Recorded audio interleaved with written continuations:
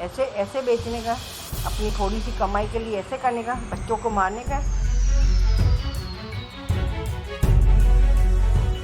अहमदाबादच्या मणिनगर भागातील एका आईस्क्रीम पार्लरमध्ये हॅव्हमोरच्या आईस्क्रीमच्या कोनात पालीची शेपूट आढळून आल्याचा एक प्रकार समोर आलाय। 80 मिलीग्रामच्या या हॅपी कोनमध्ये महिलेला कोनाच्या शेवटच्या भागामध्ये पालीची शेपूट आढळून आली होती, ज्यानंतर संबंधित घटनेचा व्हिडिओ सुद्धा महिलेने सोशल मीडियावरती पोस्ट केलाय।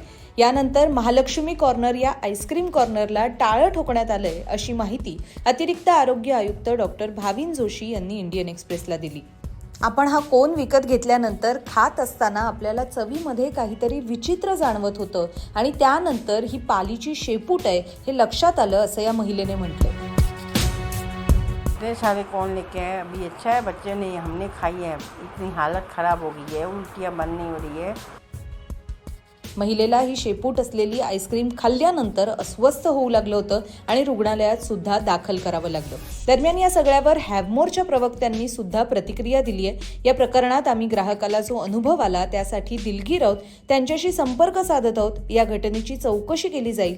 हॅव्हमोरची उत्पादनं तयार करताना आम्ही सुरक्षेचे सगळे निकष पाळतो, यापुढेही हे निकष आम्ही पाळू, असं कंपनीच्या वतीने सांगण्यात आलंय। घडल्या प्रकरणाची चौकशी केली जाणार आहे, असं हॅव्हमोर कंपनीने सध्या स्पष्ट केले।